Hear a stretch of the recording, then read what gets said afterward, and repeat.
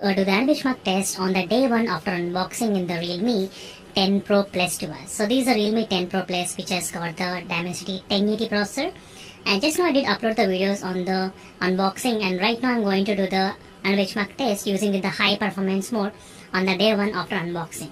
As you can see friends, Dimensity 1080 processor, and you can see the Realme 10 Pro Plus as well. And right now I'll try to use with the high performance mode, and then I'll try to perform the test. And in this way we'll try to see what will be the high scores you can actually expect in the Realme 10 Pro Plus smartphone.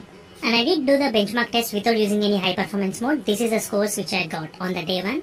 And now I'm going to use the high performance mode, then I'm trying to do the testing as well. And right now I'm not using any external RAM capabilities.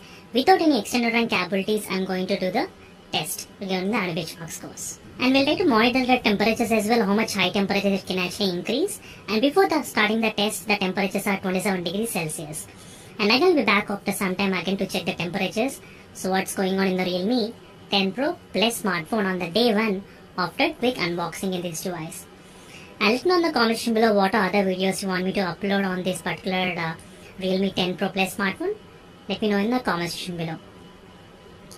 So right now the test is going on friends, and again I'll be back after some time again to check the temperatures in the Realme 10 Pro Plus smartphone.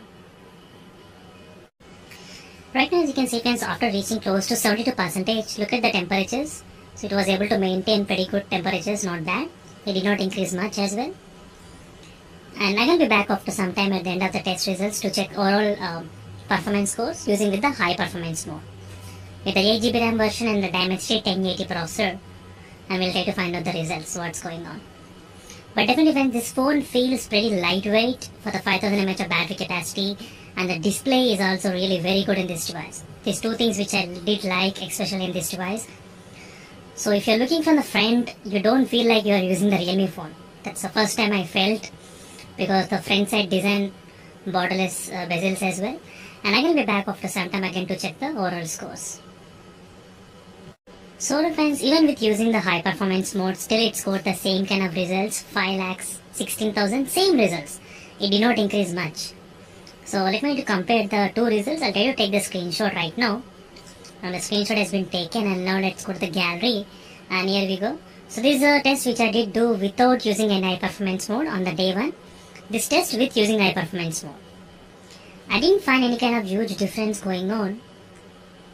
The temperatures increased both times pretty similar, 31 and 32 degrees Celsius. Battery dropped by 3% and 2%. That's not a huge battery drop as well.